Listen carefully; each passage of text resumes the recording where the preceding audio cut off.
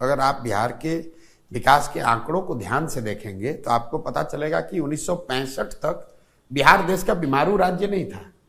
बिहार देश के 10 सबसे बेहतर राज्यों में था। उस समय जो देश की आर्थिक सामाजिक हालात थे उसमें बिहार की स्थिति भी खराब थी, लेकिन देश के दूसरे राज्यों के मुकाबले हम लोग पीछे नहीं थे। 65 के बाद से जो गिरावट शुरू हुई है वो रुकने का नाम नहीं ले रही है। उसमें एक थोड़ा सा छोटा सा पॉज 2005 से 2010 के कालखंड में दिखा जब नीतीश कुमार एनडीए की सरकार बनी, लेकिन वो क्षणिक था। फिर पुनः वही स्थिति हो गई। कई लोगों को लगता है कि बिहार गरीब बदहाल इसलिए है कि लालू जी ने इसको बर्बाद कर दिया। मैं आपको आंकड़ों से बता रहा हूं, 1990 में लालू जी जब मुख्यमंत्री बने, 1990 में ही देश का सबसे गरीब और पिछड़ा राज्य बिहार था। 15 साल लालू जी का राज चला, जिसको लोग जंगल राज बताते हैं, तो वो पिछड़ापन और बढ़ा।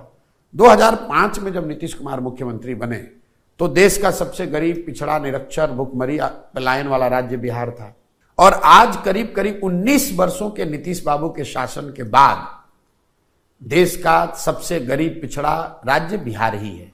हम लोग एक पायदान भी ऊपर नहीं बढ़े हैं। कहीं ना कहीं ये आपको हमको मानना होगा कि जिस रास्ते पर बिहार का समाज, यहाँ की राजनीति, यहाँ के नेता चले हैं, उससे आप बिहार की स्थिति में आमूलचूल परिवर्तन की परिकल्पना नहीं कर सकते। ये बात प्रशांत किशोर नहीं कर रहे हैं, ये 30-40 वर्षों के आंकड़े बता रहे हैं, अनुभव बता रहा है। इतनी ह्यूमिलिटी हम लोगों में जरूर होनी चाहिए कि भाई अगर गलत रास्ते पर चल रहे हैं तो रुकें, एक बार उसका आकलन करें और ये समझें कि आखिर दूसरे राज्यों में भी तो भ्रष्टाचार है, दूसरे राज्यों में भी तो ये इसी देश का संविधान है। ऐसा तो नहीं है कि दूसरे राज्यों से गरीबी, भ्रष्टाचार खत्म हो गया है, लेकिन जितनी बदहाली बिहार में है इतनी बदहाली तो देश के किसी हिस्से में नहीं है।